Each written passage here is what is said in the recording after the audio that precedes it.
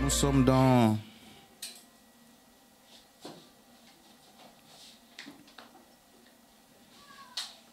Jean chapitre 1er. Nous lirons le verset 12. Ensuite, nous prendrons Jean chapitre 3e,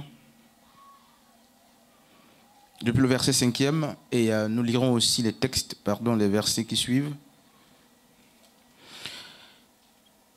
Nous allons poursuivre l'enseignement avec justement un autre chapitre. Et je l'ai intitulé comme suit: Comment revêtir l'homme kainos. Comment revêtir l'homme kainos. Alors je nous propose deux textes justement pour introduire ce chapitre. Jean chapitre 1er,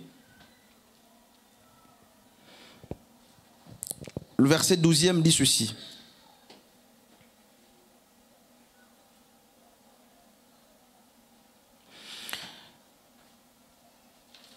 mais à ceux qui, je dirais mieux, à tous ceux qui l'ont reçu, elle a donné le pouvoir de devenir enfants de Dieu, à ceux qui croient en son nom, et qui sont nés non du sang, ni de la volonté de la chair, ni de la volonté de l'homme, mais de la volonté de Dieu. Je lirai justement quelques portions des Écritures qui viennent avant Jean chapitre 12e pour que nous ayons une meilleure lecture ou du moins une meilleure compréhension. Repartons naturellement au verset 10e. Elle, en parlant justement de la parole, elle était dans le monde et le monde a été fait par elle, et le monde ne l'a pas connue.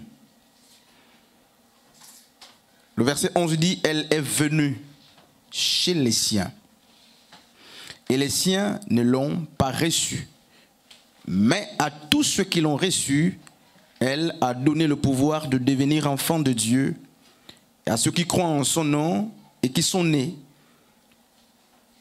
non du sang, ni de la chair, ou de la volonté de la chair, ni de la volonté de l'homme, mais de Dieu. Comment revêtir l'homme nouveau? Jean chapitre 1er, le verset 12. Voici donc Jean chapitre 3e, le verset 5. Jésus lui répondit: en vérité, je te le dis, si un homme ne naît d'en haut et d'esprit, il ne peut entrer dans le royaume de Dieu. Ce qui est né de la chair est chair, et ce qui est né de l'esprit est esprit. Ne t'étonne pas que je t'ai dit, il faut que vous naissiez de nouveau. Le vent souffle où il veut, et tu entends le bruit, mais tu ne sais pas d'où il vient ni où il va. Il en est ainsi de quiconque est né de l'esprit. C'est le discours de Nicodème, qui était pas un des docteurs justement. La Bible dit qu'il était le docteur. Et la différence entre un et le est précise, parce que Nicodème avait une place très importante comparativement à celle qu'avaient les autres. C'est pourquoi on ne dit pas un des docteurs, on dit le docteur, parce que sa renommée, son enseignement, je dirais mieux sa renommée, se répandait, et il semble-t-il, Nicodème était un redoutable enseignant de la Torah, de la loi. C'est pourquoi de lui il est dit le docteur par excellence.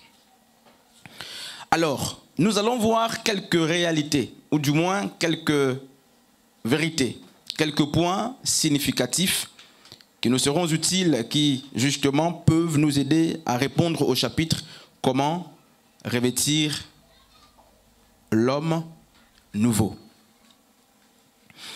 Et beaucoup aussi seront, ou nous serons ensemble, nous verrons ensemble que certainement nous n'avons pas revêtu l'homme nouveau.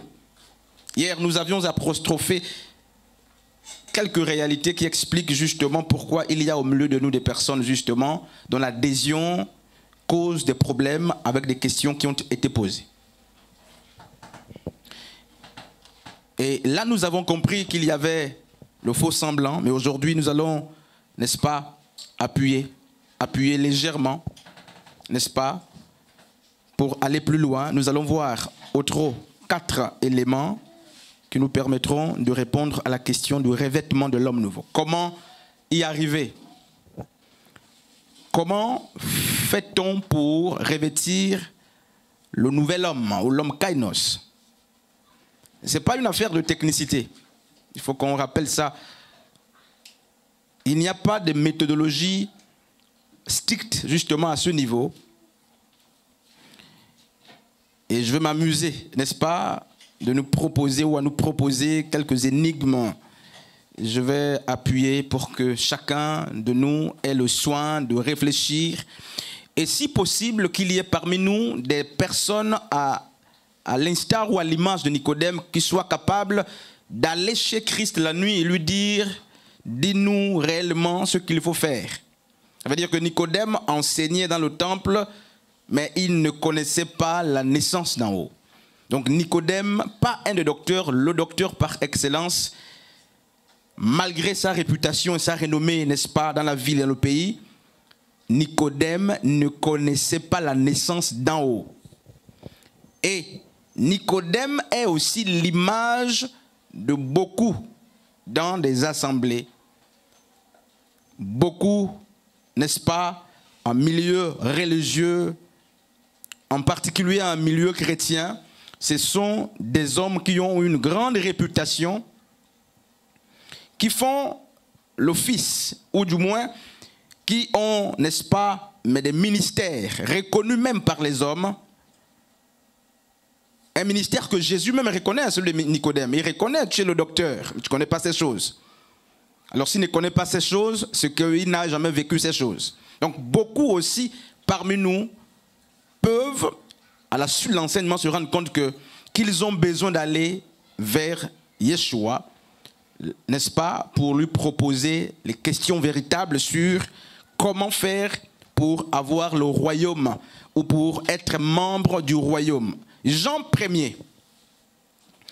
Jean 1er spécifie quelque chose. Je ferai justement une analyse textuelle. Donc il faut être attentif. Je ne vais peut-être pas dire petit 1, petit 2, petit 3, mais je vais présenter tous les éléments importants pour les 4 points pour qu'on s'en sorte. Jean 1er dit une réalité, c'est que regardez la trajectoire que Jean chapitre 1er nous propose, le verset 12. Il dit ceci: ceux qui reçoivent la parole, c'est eux que la parole attribue le titre ou l'appellation enfant de Dieu, au-delà des autres appellations génériques d'enfant de Dieu. Mais le condensé biblique ou la prédication apostolique dit, c'est ceux qui reçoivent la parole. Et je voudrais qu'on reste d'abord là, sur ceux qui reçoivent la parole. Et qu'est-ce que ça veut dire? Mais regardez ce qui suit avant de terminer le verset 12. La finalité ou la fin du verset 12 dit que ces derniers, n'est-ce pas, par le verset 13 dit qu'ils sont nés non du sang, 1, ni de la volonté de la chair, 2, ni de la volonté de l'homme. 3 choses.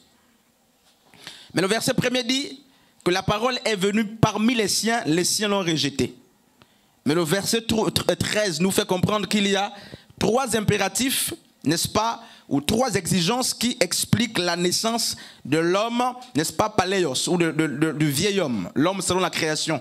N'oublions pas qu'on parle de la rédemption qui engendre les hommes kainos et de la création qui engendre l'homme vieux ou le vieil homme.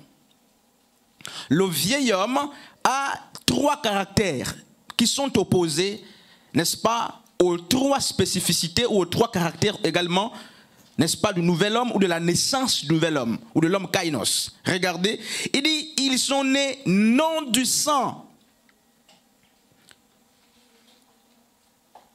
ni de la volonté de la chair, ni de la volonté de l'homme. Point. Chez moi c'est virgule, après on dit mais de Dieu. Qu'est-ce que ça veut dire? Une des premières implications, des premières exigences, justement, pour qu'on arrive au revêtement de l'homme nouveau, c'est quoi? Il faut que la parole vienne. Et Jean dit que la parole est venue elle-même. Jean chapitre 6, il a pu dire, personne ne peut arriver à Dieu si Dieu ne le traîne. Mais quand Jean au verset 13 dit que la naissance, n'est-ce pas, d'en haut, ou le revêtement de l'homme kainos ne dépend pas de la volonté de l'homme ou de la chair ou du sang, il est en train de dire qu'aucune personne, peu importe sa volonté, ne peut vous engendrer d'en haut. Parce que vous ne pouvez pas avoir, vous ne pouvez pas revêtir le nouvel homme parce que vous voulez. Vous ne pouvez pas revêtir le nouvel homme parce que moi, je le veux pour vous. Et aucun homme, aucune mère, aucun père, aucun parent ne peut engendrer. Peu importe justement l'onction qu'il a, il ne peut engendrer un homme nouveau. Parce que parmi nous ici, il y a des gens qui ont dit je suis parti vers Dieu, j'ai accepté Jésus. C'est faux. Et on va discuter. Personne ne peut aller vers le Père. Personne ne peut décider de naître d'en haut. Personne ne peut de lui-même, n'est-ce pas, mettre les commodités qui vont avec pour revêtir le nouvel homme. Jean dit, la parole vient vers. Donc cela implique justement un premier niveau, donc une première réalité qui est telle que c'est Dieu qui décide, n'est-ce pas, dans sa souveraineté, d'engendrer les hommes. Et tu verras si c'est Dieu qui t'a entraîné. Ce n'est pas la naissance dans une famille influente, dans une famille chrétienne qui ferait ou qui fera en sorte que tu aies les aptitudes, ou du moins que pas les aptitudes, que tu sois, oui, tu peux avoir les aptitudes, mais que tu sois un homme kainos. Beaucoup ont hérité la manière de vivre des hommes kainos de leur maison et ils sont venus dans les mêmes environnements que ces personnes, papa, maman, l'ami, le grand frère. Et ils sont ici. Donc c'est leur volonté qui les a engendrés. Pas en second plan. La parole n'est jamais venue vers eux. Jamais du tout. C'est eux qui sont eux-mêmes allés fabriquer une parole. Eux-mêmes sont allés vers la parole. Alors que la Bible dit, pour que tu sois engendré d'en haut, elle-même doit venir vers toi. La parole doit venir vers toi. Donc, quand on dit que ce n'est ni la volonté de la chair, n'est-ce pas, ni le sang, ni la chair, et tout ce qui va avec, ni la volonté de l'homme, ça veut dire que l'homme est totalement, ou presque exclu dans, n'est-ce pas, le maillon de la création, de la fabrication, n'est-ce pas, de l'homme kainos. L'homme kainos est d'abord une création qui dépend de Dieu et qui est selon Dieu, d'abord. Il dit, la parole est venue parmi les siens. Littéralement, c'était les Juifs, les Hébreux. Les siens l'ont rejeté. Mais à ceux qui l'ont reçu, à ceux qui croient en son nom, la parole a donné le pouvoir de devenir enfant de Dieu. C'est elle qui donne le pouvoir de devenir. Donc, elle ne donne pas que le pouvoir, elle engendre. Elle donne le pouvoir de devenir. Ensuite, elle vous engendre. Et puis, j'ai envie de mettre un point par ici. Alors, qu'est-ce qu'on comprend ? On comprend que l'homme kainos, n'est-ce pas, différemment de l'homme, du vieil homme, est né sur, n'est-ce pas, la base des principes qui sont totalement divins. Il ne faut pas que les parents vous engendrent et ils ne pourront pas vous engendrer. Si un parent réussit à vous engendrer, à faire de vous un homme kainos, ça veut dire que Dieu n'est pas, et vous n'êtes pas kainos. Parce qu'un parent ne peut pas vous engendrer. 1, 2, un parent ne peut pas vous amener au Seigneur. Même quelqu'un ne peut pas vous amener au Seigneur. Personne ne peut vous amener au Seigneur. Personne. C'est Dieu qui traîne les gens vers lui. La peine ne vaut de dire que c'est mon âme que j'ai gagnée. Vous ne pouvez pas et nous ne pouvons pas gagner une seule âme. On ne peut pas. C'est Dieu qui ajoute les âmes à l'église. Alors, voici une première réalité. Donc, ça c'est une première réalité. C'est que l'homme kainos, frères et sœurs, n'est né ni de la volonté de l'homme, de celui qui doit donc naître lui-même. Ce n'est pas sa volonté qui l'engendre. Ce n'est pas la volonté extérieure qui l'engendre. Ce n'est pas non plus le sang qui l'engendre. Alors si ce n'est pas le sang qui l'engendre, comment expliquer qu'en milieu chrétien ou dans nos milieux d'église, lorsque le Père est en Christ, tous les enfants, semble-t-il, sont en Christ? Comment ça s'explique? Mais c'est simple.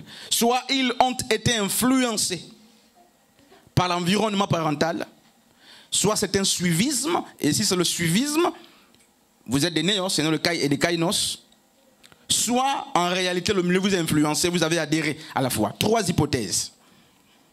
Donc le sang ne peut pas engendrer un être, n'est-ce pas, un kainos, c'est impossible.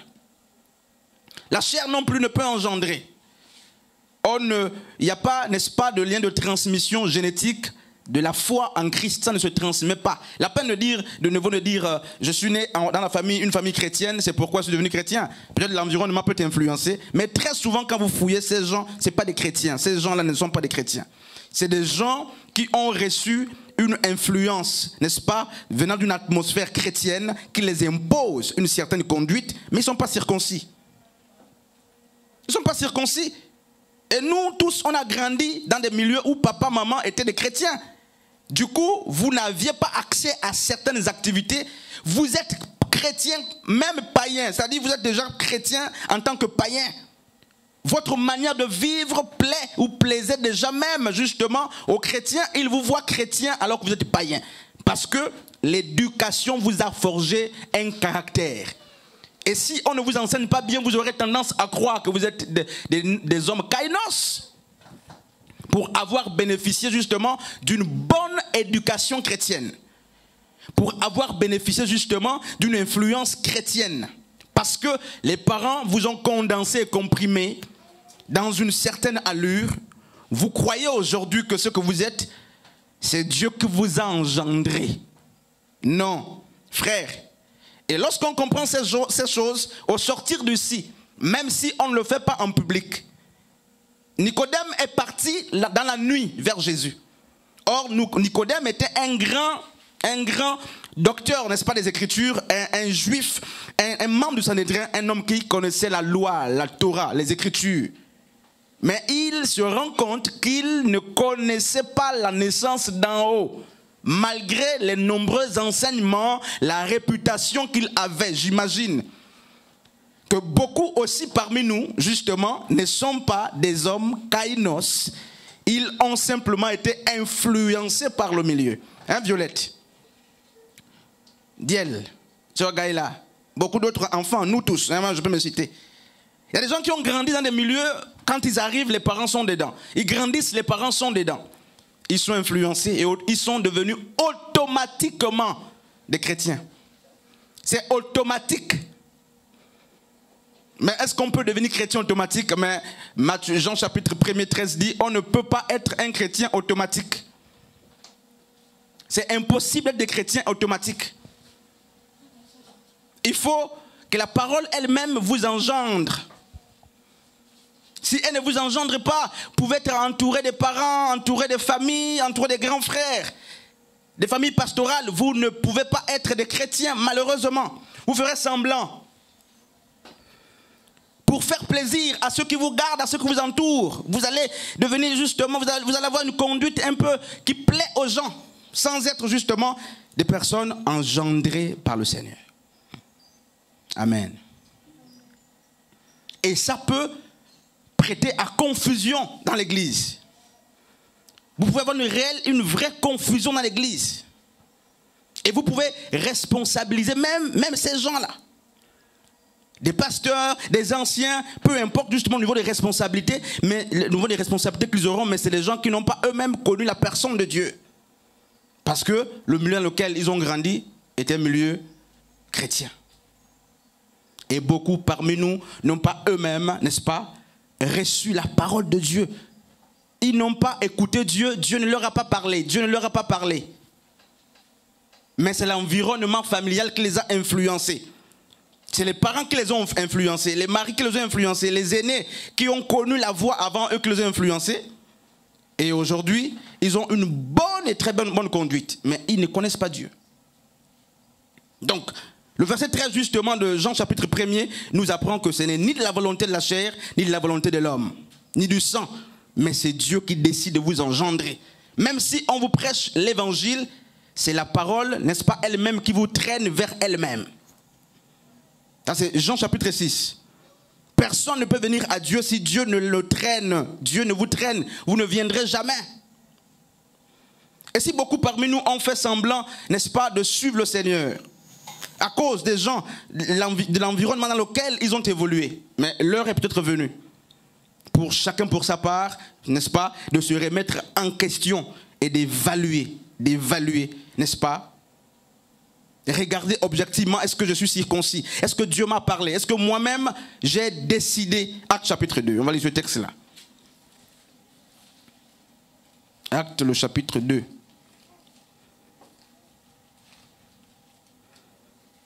À partir du verset 1.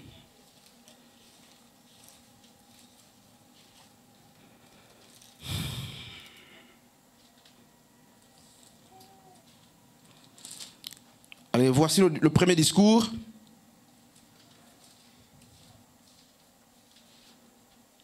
À partir du verset 36, c'est la prédication de l'apôtre Pierre au jour de la Pentecôte. Ils ont reçu le Saint-Esprit conformément à Actes chapitre 1, le verset 8. Mais regardez ce qui se passe. Que toute la maison d'Israël sache donc avec certitude que Dieu a fait Seigneur et Christ, ce Jésus que vous avez crucifié. Le verset 37. Après avoir entendu cela, ils eurent le cœur vivement touché. C'est la première chose. Et ils dirent à Pierre et aux autres apôtres, frères, que ferons-nous? Pierre leur dit, repentez-vous et que chacun de vous soit baptisé au nom de Jésus-Christ pour le pardon de vos péchés et vous recevrez le don du Saint-Esprit. Maintenant alors, comment tu peux être chrétien d'une manière automatique alors que la parole n'a jamais fait d'effet dans ton cœur? Il n'y a jamais eu un seul effet dans ton cœur. Est-ce que tu as suivi ton mari? Est-ce que tu as suivi ta mère? Est-ce que tu as suivi ton frère? Non, la Bible dit qu'ils eurent des cœurs vivement touchés. Le cœur qui est touché, c'est le cœur qui se rend compte de sa culpabilité et qui reconnaît qu'il est dans une mauvaise posture. Si votre cœur n'a jamais été touché lorsque la parole est venue vers vous, ça veut dire que votre conversion, votre adhésion dans le Seigneur est fausse. Il faut l'annuler. Ce n'est pas la joie qui amène au Seigneur. D'abord, ce n'est pas la joie, ce n'est pas les miracles. C'est vrai qu'il y a beaucoup de paramètres qui peuvent amener les gens à accepter le Seigneur. Mais la Bible dit, à la proclamation de la vérité de l'évangile portant sur Jésus, ils eurent des cœurs vivement touchés. Vivement touchés. C'est-à-dire qu'ils ont commencé à regretter, n'est-ce pas, leur propre vie. Leur manière de faire, leur manière de vivre, leur dogme. Et Acte chapitre 9 nous fait comprendre que ceux qui étaient là et qui écoutaient l'évangile n'ont pas seulement eu des cœurs vivement touchés. La Bible dit qu'ils ont pris. Ils ont pris tout ce qu'ils avaient comme la magie, n'est-ce pas? Tout ce qui va avec les mauvais livres, ils ont apporté et ils ont déposé auprès des apôtres qui les ont brûlés. Or, quand vous prenez les livres en question, sur le plan prophétique, mais c'est les implications du vieil homme. Tout ce qui est loin de Dieu. Alors, qui parmi nous a brûlé un livre? Qui a brûlé son livre? Qui a jeté quoi que ce soit? Personne. On n'a rien jeté du tout. On a tout gardé d'ailleurs. On est venu avec ça, comme beaucoup aiment dire, avec un sac. On a tout mis dans le sac, on a fermé. Mais on a seulement une apparence de la piété. On a seulement grandi justement avec une bonne éducation. On ne sort pas tard. Ça n'a rien à voir avec le christianisme. On ne rentre pas tard, ça c'est pas le christianisme, c'est l'éducation. Mais ce n'est pas ce qui vous engendre, n'est-ce pas, d'en haut. Même pas. Ce qui engendre d'en haut, c'est la rencontre personnelle. Ce n'est pas une rencontre d'abord de masse, que maman a été affectée, et puis moi par suite je vais être affecté. Ce qui engendre d'en haut, c'est la rencontre personnelle. Vous voyez, dans Actes chapitre 2, l'apôtre Paul prêche l'évangile. C'est vrai que plusieurs personnes se donnent, mais chacun a été touché à son niveau personnel et privé. Et c'est ainsi justement que certains n'ont pas cru, d'autres ont cru. Ceux qui ont eu le cœur, n'est-ce pas, vivement touché, ont cru et ils ont demandé ce qu'il fallait faire par la suite. Ils ne se sont pas improvisés. On a cru à ce qu'on a prêché comme enseignement sur la personne de Jésus-Christ. Et puis on vient d'être au Seigneur. Donc l'homme kainos, on dit justement que ce n'est pas l'homme néos amélioré. Ce n'est pas quelqu'un qui fait semblant pour faire plaisir aux autres. Non. L'homme kainos, c'est quelqu'un justement qui est nouveau. 2 Corinthiens 5, 17 dit c'est une nouvelle création. Et les choses anciennes sont passées, toute chose devient nouvelle. Alors, une des premières questions qu'il faut nous poser est de savoir si, d'une manière personnelle, Dieu nous a parlé. Est-ce que Dieu t'a parlé toi-même? Toi-même, laisse l'éducation des parents à côté. Laisse l'éducation de la maison à côté. Laisse l'influence parentale à côté. Est-ce que toi-même, Dieu t'a parlé? Est-ce que Dieu t'a réellement parlé? Est-ce qu'il t'a appelé? Ou est-ce que tu es venu pour autre chose? Est-ce que Dieu t'a réellement parlé? Et très souvent, si on doit parler de ça, les gens qu'on doit beaucoup reprendre, c'est les enfants. Même les parents aussi, les parents ont copié certains parents hier, bon. Mais la plupart des enfants, c'est des gens qui suivent des mouvements, qui sont obligés de respecter l'éducation de la maison, du père et de la mère. Je suis obligé de faire plaisir parce que maman prie, papa prie. Je ne peux pas aller à l'encontre de leur volonté. Et ceux qui nous assistent ou nous voient de loin diront c'est une maison chrétienne, une maison qui a totalement fait l'adhésion au Seigneur. Mais dans ça, il y a ceux qui craignent Dieu. Dans ça, il y a ceux qui suivent les autres. Mais comment les connaître? Jude 1er, le verset 14 dit plusieurs se sont infiltrés au milieu de nous, mais ils n'étaient pas les nôtres, ils se sont infiltrés. Et l'infiltration explique justement que les motivations sont autres.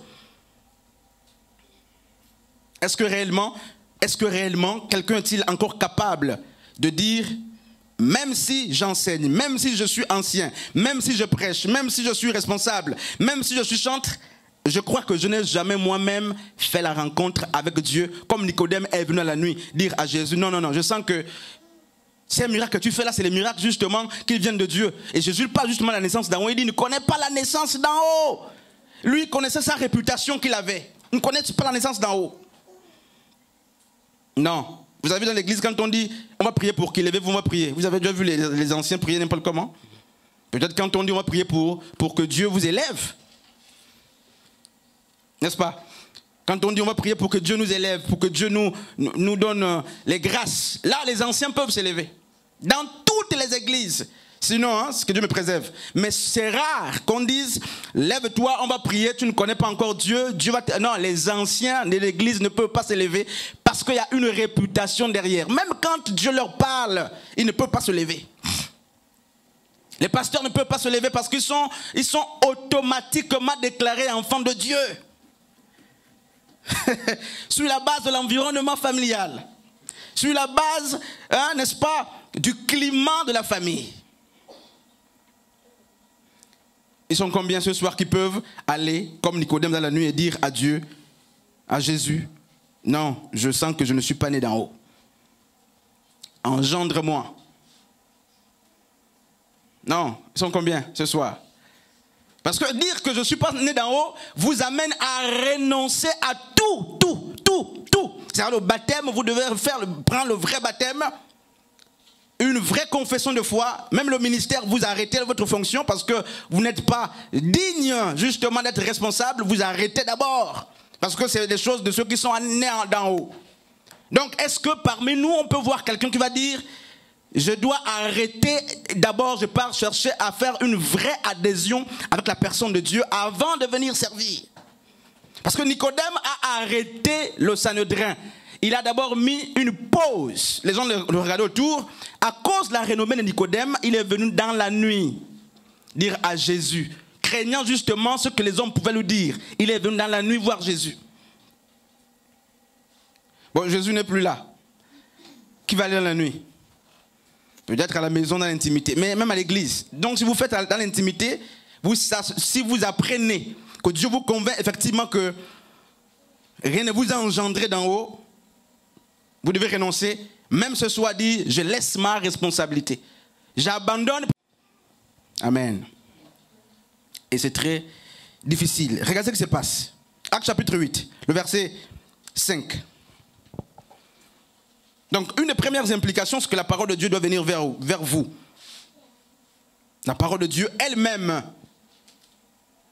peu importe justement l'attitude ou la méthode qu'elle prend, qu'elle vienne par un songe, par un témoignage, par une guérison, par un miracle, toujours est-il que c'est la parole elle-même qui vient vers vous. Personne ne va vers Dieu, c'est l'autriculence, c'est l'audace de dire que j'ai accepté Dieu, ou je suis allé chercher Dieu, je l'ai trouvé. C'est Dieu qui se propose lui-même de venir vers nous. Et maintenant nous pouvons l'accepter ou justement le chasser. Acte chapitre 8, le verset 5. Acte 8, le verset 5e. Alors je vais lire. Philippe descendu dans une ville de Samarie, il prêcha le Christ. Point. Donc on a vu que la première implication justement que c'est effectivement Dieu lui-même qui décide. La parole vous engendre, elle vient vers vous. Voici la réalité.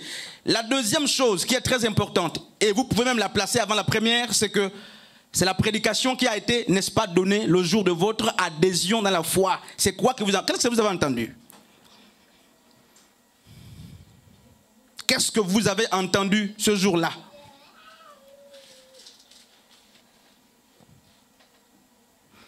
Philippe a prêché le Christ.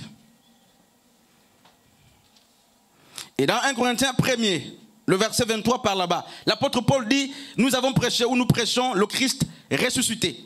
Tous les prédicateurs, donc tous les apôtres prêchent un évangile christocentrique, centré sur la personne de Christ. C'est le seul évangile qui vous fait naître d'en haut en ce qui concerne justement la foi chrétienne. Donc, demandons-nous ce soir l'évangile que nous avons entendu avant de venir ici, ou d'accepter. C'est quoi qu'on a entendu? Qu'est-ce qu'on a vu et qu'est-ce qu'on a entendu réellement? C'est quel type d'évangile qui a été prêché? C'est Jésus qui a été prêché? Ou c'est autre chose? Qu'est-ce que tu as entendu? Il y a ceux qui n'ont pas entendu l'évangile de Jésus, mais ils sont en Jésus. Et c'est pourquoi les motivations justement en Christ sont autres. Pourquoi? Parce que ce qui les amène en Christ, ce n'est pas Christ. Ce n'est pas l'évangile de Jésus qui les amène en Christ. C'est autre chose qui les amène en Christ. J'ai vu, comme je l'ai dit hier, les personnes justement venir pour être riches. Parce que l'Église, semble-t-il, les rend riches. J'ai vu des gens venir justement pour exercer, pour avoir de l'autorité, pour être des pasteurs, pour être des anciens, pour être influents, pour cacher la sorcellerie. Il y a beaucoup d'autres choses. Mais non, la Bible dit que c'est l'évangile de Christ, donc un évangile christocentrique qui est prêché et qui doit amener les gens à Christ. Cet évangile-là, s'il n'est pas prêché, quel est l'autre évangile que vous avez entendu qui vous a engendré d'en haut? C'est quel évangile? Ce n'est pas l'évangile des miracles qui engendre les gens. Ce n'est pas l'évangile des prophètes ou des prophéties qui engendrent les gens. C'est l'évangile basé sur la personne de Christ. Maintenant, demandons-nous ce soir ce que nous avons entendu avant, n'est-ce pas, d'adhérer à la foi chrétienne. Qu'est-ce qu'on a entendu? Pour ceux qui travaillent, certainement, on va augmenter. Pour ceux qui ne travaillent pas, certainement, Dieu est capable de toutes choses. Pour ceux qui n'enfantent pas, Dieu donne des enfants. Voici l'évangile qu'on a entendu pour la plupart de temps. C'est cet évangile-là. Je suis pauvre, venez au Seigneur. Et d'autres même viennent à cause de leur situation de pauvreté et parce qu'il n'y a rien. Ils viennent au Seigneur. Et frère Julien, c'est quel évangile que nous avons entendu?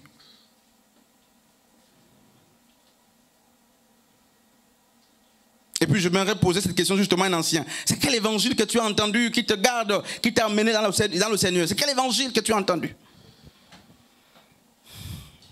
C'est Jésus qu'on a prêché, oui. Mais qu'est-ce qu'on a dit sur Jésus lorsqu'on t'a prêché Jésus? Frère Julien, qu'est-ce qu'on t'avait dit? Qu'est-ce qu'on t'a dit sur Jésus?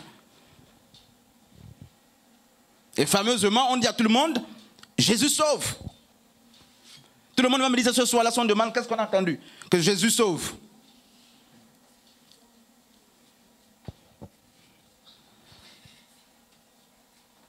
et puis on ne sait pas ce que ça signifie, Jésus sauve.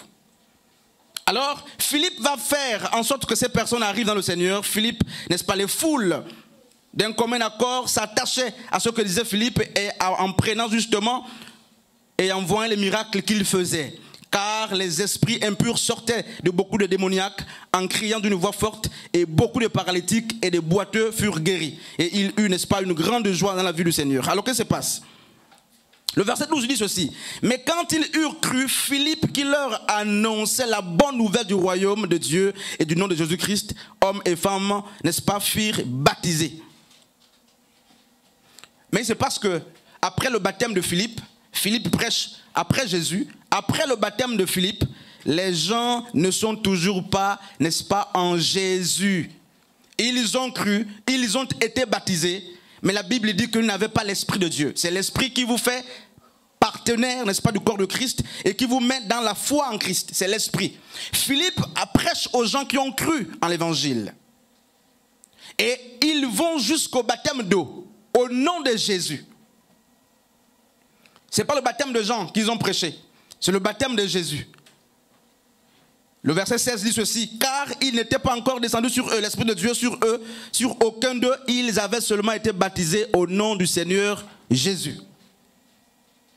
Regardez ce qui se passe, frère. Des gens qui ont écouté la vraie parole, donc le vrai évangile centré sur Jésus. Ils ont été baptisés, mais ils ne sont pas encore membres du royaume. Pourquoi? Parce qu'on n'est pas membre du royaume sur la base de la simple acceptation de l'évangile. On n'est pas membre du royaume sur la base, n'est-ce pas, du simple baptême. Il y a une autre chose, frère, qui authentifie que nous sommes nés d'en haut et que nous sommes partenaires ou participants justement de la nature de Christ. C'est le baptême du Saint-Esprit.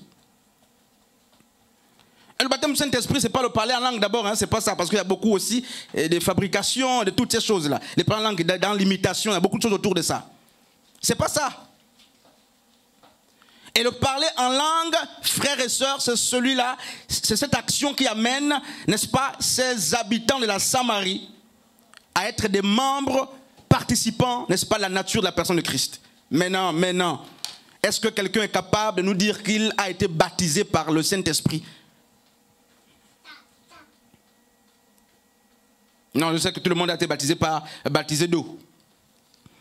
Mais comme c'est samaritain, le baptême d'eau peut ne pas vous donner et ne donne pas toujours la possibilité d'être enfant du royaume de Dieu. Non. Mais maintenant, comment faire? On cohabite. Comment faire? Parce que ces Samaritains ont cru à l'évangile. Ce n'était pas un évangile d'homme, un évangile centré sur Jésus. L'évangile du royaume de Jésus a été prêché aux Samaritains. Ils eurent des cœurs vivement touchés, comme dans Actes chapitre 2. Ils sont venus à Philippe, il les a baptisés au nom de Jésus, mais c'était toujours des païens.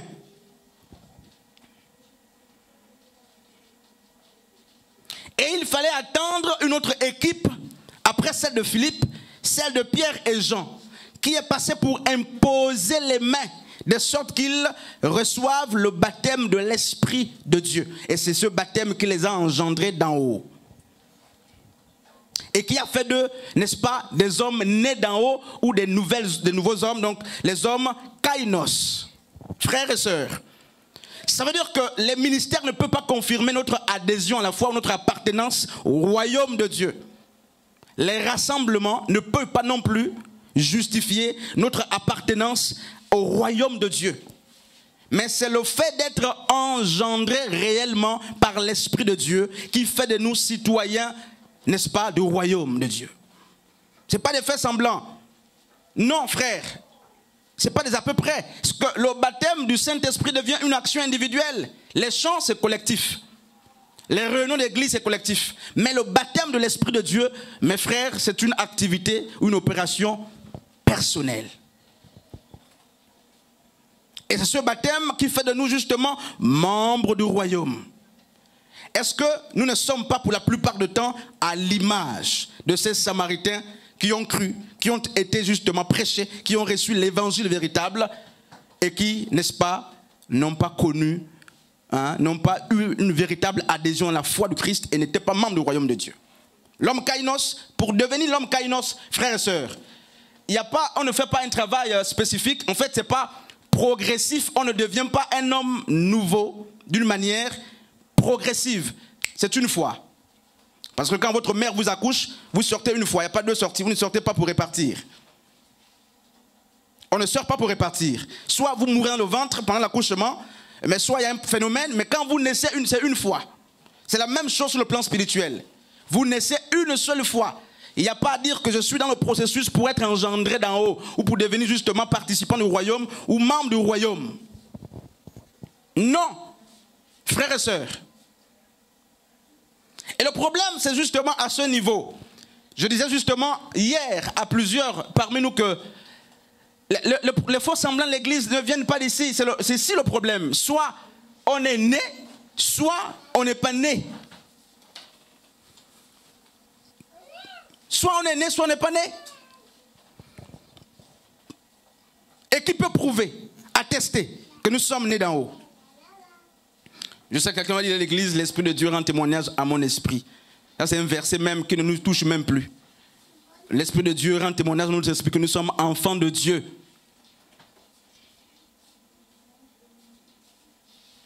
C'est ça, poser la question à quelqu'un ce soir.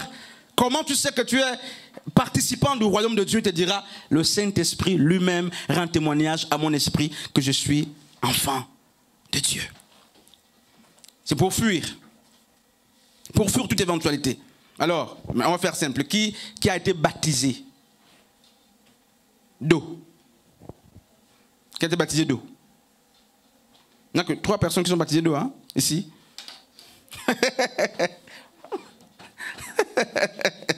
Qui a été baptisé d'eau? 1 personne, 2 personnes, 3. Hein? Dans cette église, il n'y a que 3 personnes baptisées d'eau. Donc ça veut dire qu'il faut programmer le baptême d'eau.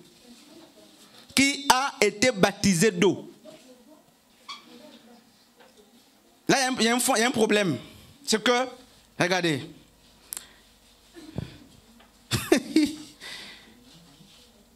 On ne peut plus assumer. Regardez, mais avant ça, avant qu'on ne réponde, parce que je vais encore reposer la question. Pasteur Fred, je vais reposer la question tout à l'heure. 1 Pierre 3, le verset 15.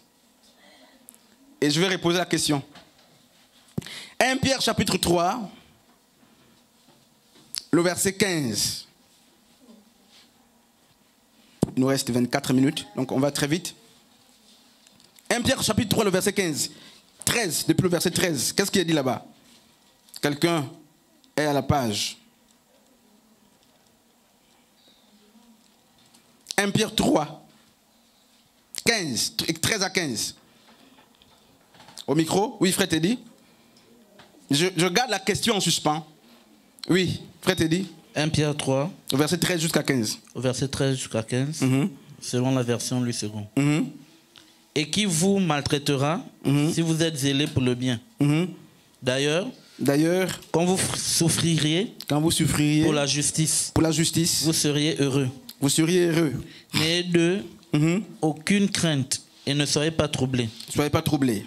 Verset 15. Mais sanctifiez dans vos cœurs Christ le Seigneur, étant toujours prêt à vous défendre avec douceur et respect. Non, il faut qu'on reprenne, vraiment qu'on soit attentif, qu'on reprenne le verset 15. Le verset 15, si on peut le reprendre. Mais sanctifiez-vous. Sanctifiez-vous. Dans vos cœurs. Dans vos cœurs. Christ le Seigneur. Christ, sanctifiez dans vos cœurs Christ le Seigneur. Étant toujours prêt à vous défendre. On dit étant toujours prêt à vous défendre. Avec douceur et respect. Avec douceur et respect. Devant quiconque vous demande raison de l'espérance qui est en vous. Quelqu'un a compris le verset là? Il y a un ancien qui a compris le verset là? 1 Pierre, c'est ça? 1 Pierre 3. Le verset 15. Quelqu'un ne comprend pas ce verset? 1 Pierre 3, 15 dit quoi? Que la foi en Christ, on la justifie. Maintenant, je vais revenir sur la question que j'ai posée. Le problème, c'est qu'on peut pas lever les mains parce qu'on ne peut pas justifier ce qui se passe. On ne peut pas se justifier, il y a un problème. 1 Pierre 3, 15 dit, vous devez être toujours prêt à défendre votre foi dans l'amour et dans la douceur. Maintenant, je pose la question. Qui est baptisé d'eau? Comme les chrétiens de la Samarie. Lors de la prédication de Philippe, ils furent baptisés d'eau. Mais ce n'est pas Philippe qui donne l'Esprit de Dieu aux gens. Maintenant, je demande encore, qui est baptisé d'eau?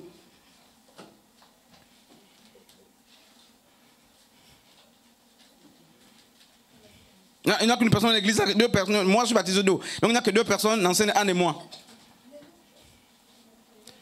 Donc, toute l'église n'est pas baptisée d'eau. Donc, les pasteurs ne sont pas baptisés d'eau. Hein? Les anciens ne sont pas baptisés d'eau.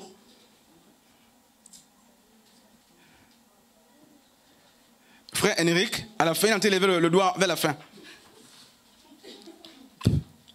Maintenant, s'il y a eu au moins deux personnes qui sont baptisées d'eau, qui est baptisé du Saint-Esprit? Et vous prenez le micro, vous nous expliquez comment ça se passe.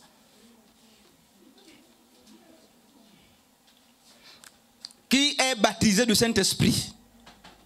D'abord, qui est baptisé d'eau? Il y a eu deux personnes seulement, ou trois. Maintenant, qui est baptisé du Saint-Esprit? Mais maintenant, s'il n'y a pas le baptême du Saint-Esprit, on doit arrêter l'église. Qui est baptisé du Saint-Esprit? Non, il n'y a pas encore de questions. C'est le baptême du Saint-Esprit qui fait de nous membres du royaume de Dieu et des hommes kainos. Ce n'est pas le baptême d'eau. Maintenant, je pose la question. Si nous devons parler de l'homme kainos, qui est différent de l'homme paléos, l'homme nouveau qui est différent du vieil homme, il faut que cela soit attesté par le baptême du Saint-Esprit. Et on a vu que les Samaritains furent baptisés 2 fois. Et le baptême d'eau, qui n'a pas engendré grand-chose. Ils ont cru, comme tout le monde. N'est-ce pas? Ils eurent des cœurs vivement touchés. Ils ont été baptisés comme beaucoup. L'Esprit de Dieu n'était pas. Donc ils n'étaient pas jusque-là participants de la nature de Christ, encore moins membres du royaume. Il fallait attendre que l'Esprit de Dieu vienne pour les engendrer. Et dans Jean chapitre 3, Jésus a dit à Nicodème, c'est l'Esprit de Dieu qui engendre les gens qu'on doit appeler, dans Jean chapitre 1er, le verset 12, enfants de Dieu.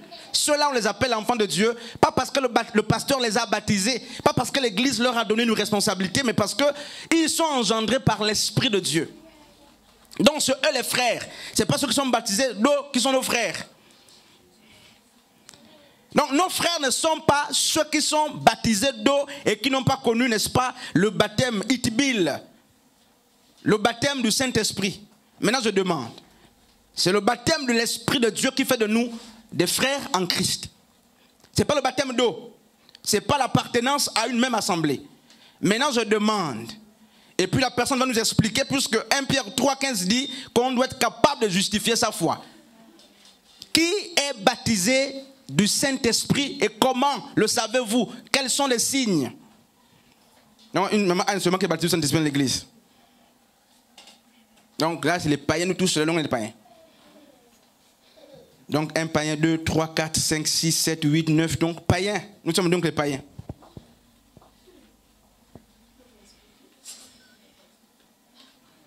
Voici les problèmes. Frères et sœurs.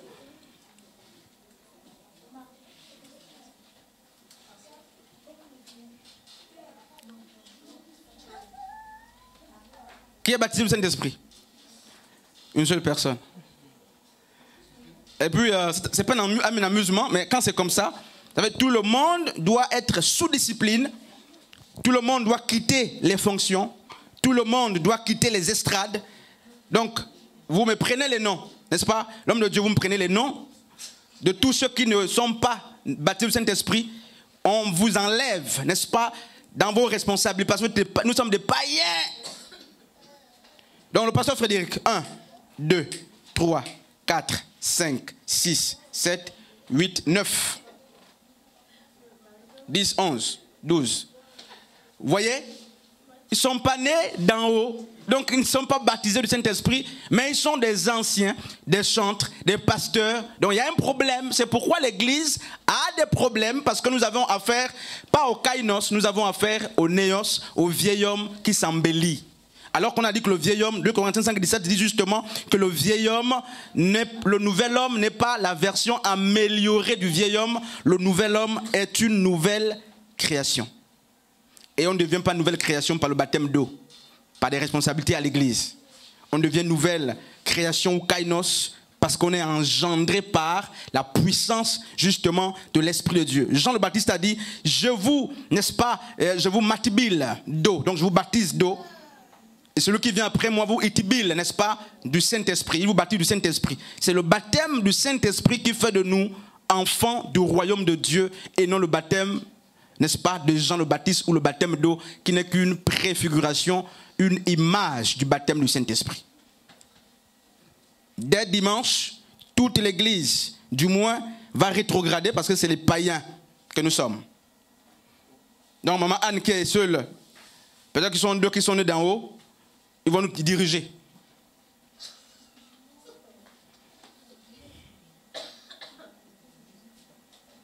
Vous voyez ce qui se passe? 1 Pierre 3,15 dit qu'on doit être capable de défendre justement notre foi. Mais si nous ne sommes pas capables, c'est qu'il y a des problèmes. Soit c'est un problème de connaissance, soit c'est un problème justement d'adhésion et de conversion véritable.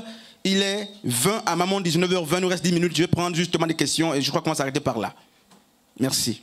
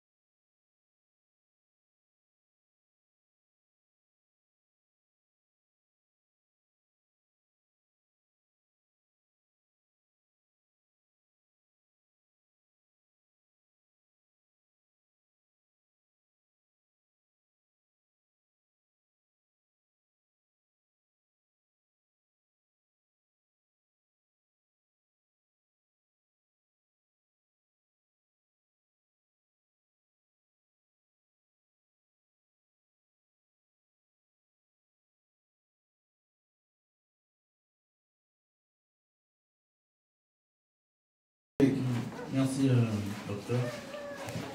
J'ai une question. C'est sur la vie éternelle.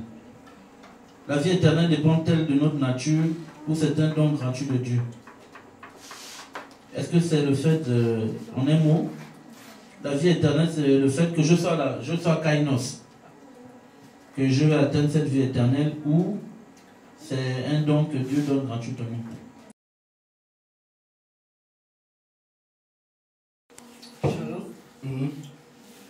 J'ai compris, je voulais chercher normalement le verset. Alors, Paul, je pense qu'il y a un verset où Paul dit, heureusement, je n'ai baptisé aucun d'entre vous, sauf X. Et là, dans Philémon 1, on nous parle d'engendrer. Et je me souviens qu'une fois, je vous ai posé la question sur les fils spirituels. Lorsqu'on amène les âmes à l'église, on sait qu'on a un pasteur leader, on a également des frères et sœurs qui font l'œuvre de l'évangélisation. Comment distinguer que telle personne est mon fils? Parce qu'il y a ce phénomène de père spirituel et de fils. Alors on parle de l'engendrement. Or, pendant votre enseignement, vous avez dit que personne n'amène les âmes à Dieu. Voilà. Mais pourquoi alors dans les églises, il y a ce système de c'est mon fils, c'est mon père? Et pourquoi est-ce que les apôtres nous parlent d'engendrer alors que c'est Dieu qui doit engendrer? Comment savoir quand on est baptisé cet esprit?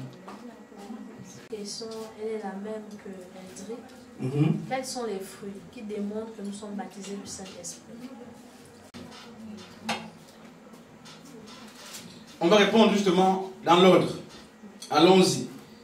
Je vais préparer, je n'ai pas préparé, mais Dieu nous aide. On va répondre d'abord au pasteur Frédéric qui a posé la question de savoir si la vie éternelle est une œuvre gratuite de Dieu ou elle est attachée à notre nouvelle identité. C'est ça, non? Notre nouvelle entité en Christ, Kainos. Jean chapitre 3, le verset 5. Regardez. Jésus lui répondit, en vérité, je te le dis, si un homme ne naît d'en haut et d'esprit, il ne peut entrer dans le royaume de Dieu. Dans Jean chapitre 17, Jésus dit, la vie éternelle est qu'ils te connaissent, toi le véritable. Et Éphésiens, on va répondre. Si quelqu'un est là, vraiment on peut lire pour qu'on aille vite. Éphésiens chapitre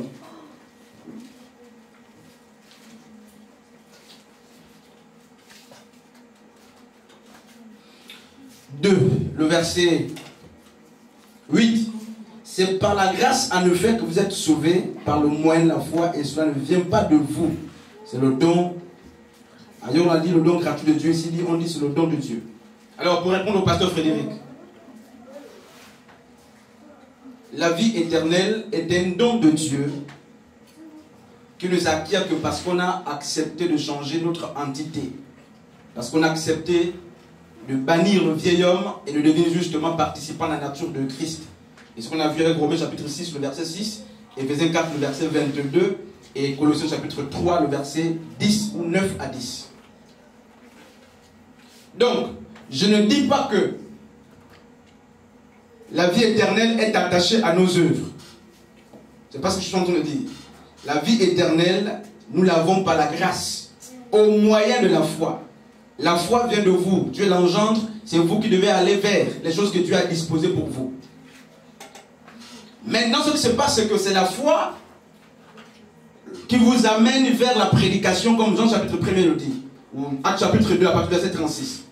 La prédication est donnée, le cœur est touché, la foi vous amène à accepter ou à embrasser, n'est-ce pas, la prédication du salut. Actes 4, 12 dit, il n'y a de salut en aucun autre, car il n'y a sous le ciel aucun autre nom qui ait été donné parmi les hommes par lequel nous devions être sauvés. Donc ça veut dire quoi? Ça veut dire que l'homme kainos, c'est lui, Romains 8, le verset 1er dit, il n'y a plus de condamnation pour ceux qui sont en Christ. C'est pour ceux qui sont en Christ. Dieu ne décide pas de sauver les gens qui n'ont pas, eux, accepté de venir vers lui. Ce que lui se propose, et les hommes doivent accepter. Donc ce n'est pas Dieu qui impose la vie éternelle aux gens. La prédication est donnée. Ceux qui acceptent sont sauvés. Donc la vie éternelle est disposée par Dieu, mais acceptée par l'homme. La grâce est venue parmi vous, parmi les siens l'ont rejetée. Pourtant c'est la vie éternelle qui est venue. La lumière est venue, Jean chapitre 1 le dit. Parmi les siens l'ont rejetée. Mais à ceux qui l'ont cru, à ceux qui l'ont reçu, à ceux qui ont cru, la parole a donné le pouvoir de devenir enfants de Dieu. Donc à ceux qui ont reçu et cru, mais la vie était là, seulement elle ne peut sauver que ceux qui l'ont reçu et ceux qui ont cru. Donc ce n'est pas Dieu qui décide que tu sois sauvé. Dieu a mis en place le plan du salut, n'est-ce pas, de l'humanité ou de l'homme. Maintenant c'est à l'homme de l'accepter ou de le refuser. Ça c'est la première question. Je crois qu'on est clair avec la Bible, n'est-ce pas, là-dessus. Regardez la deuxième question. L'ancien Astrid pose la question de savoir qui engendre. J'ai dit ceci. Personne ne peut vous engendrer, le pasteur, votre mère, votre frère, votre grand frère, peu importe. Nous ne pouvons pas vous engendrer. Personne ne peut vous engendrer. Pourquoi? Mais Jean chapitre 1, le verset 13 dit que vous n'êtes pas né de la volonté de l'homme, ni de la chair. Donc ce n'est pas moi qui décide de t'engendrer.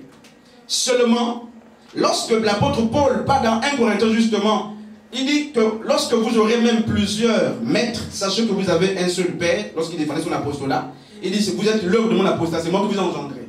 Ça veut dire quoi? Littéralement, il dit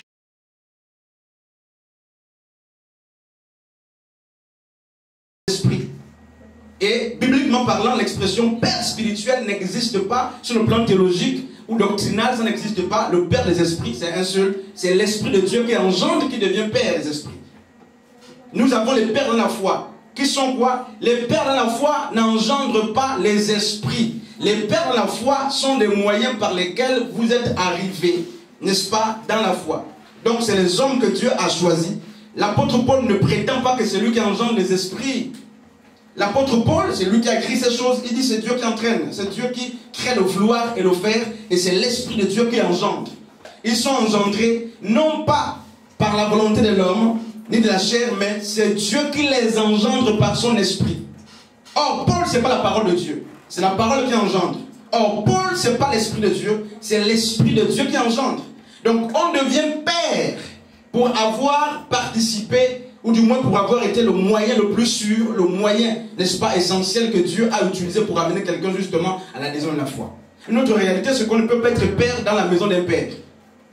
Vous ne pouvez pas être père ici, ce n'est pas votre maison ici pour être de père. Il y a un seul père de la maison.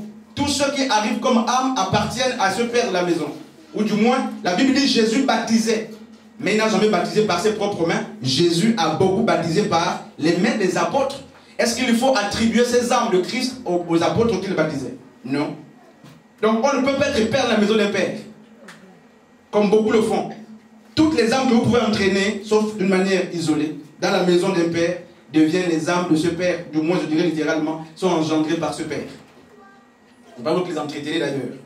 Donc quand l'apôtre Paul dit on peut avoir plusieurs maîtres, mais un seul père, c'est le moyen qui vous a amené à la foi, comme Timothée.